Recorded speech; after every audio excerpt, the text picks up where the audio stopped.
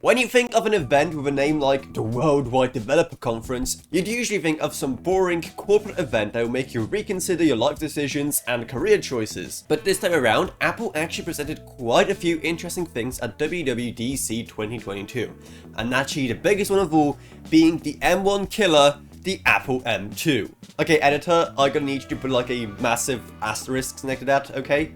Oh wait, I'm the editor. Because the brand new M2 SOC is a replacement for the base M1 only, and not for its more powerful Pro, Max and Ultra brothers. Because while architecturally it's way more efficient than any M1 chip, seeing how it's using a more matured architecture, not to mention a process node that Apple is calling second generation 5nm, but this chip simply does not have as many CPU cores, GPU cores and unified memory as those upgraded M1 SKUs. So even if it is more efficient, it simply doesn't have as much horsepower as those more powerful SoCs. However, compared to the base M1, it actually holds its own. While Apple's graphs are as meaningless as always, they still promise things like 35% better GPU performance, not to mention, now you have up to 24 GB of unified memory. Seeing how the M1 only had a maximum of 16 GB, having 24 as the standard in a base model is pretty awesome. Well, I say base model,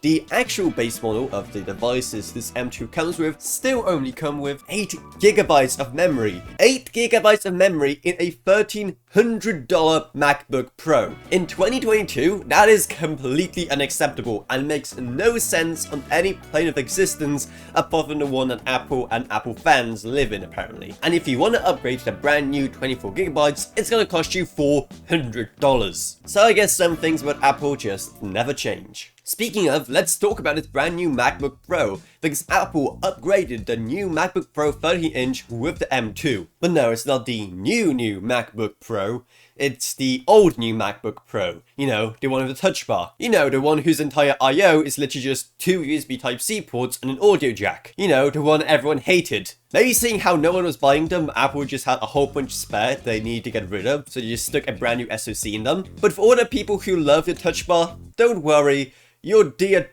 touch bar isn't dead quite yet. You can also find a brand new M2 in a MacBook Air, which is just a MacBook Air. It's pretty much the same thing, but a few new features like MagSafe, a 1080p camera, better screen, spatial audio, and I mean, it's a MacBook Air, what do you expect? Moving on. And surprisingly, we also got news for those very strange people known as Mac gamers, because Apple is finally upgrading the Metal API to Metal 3.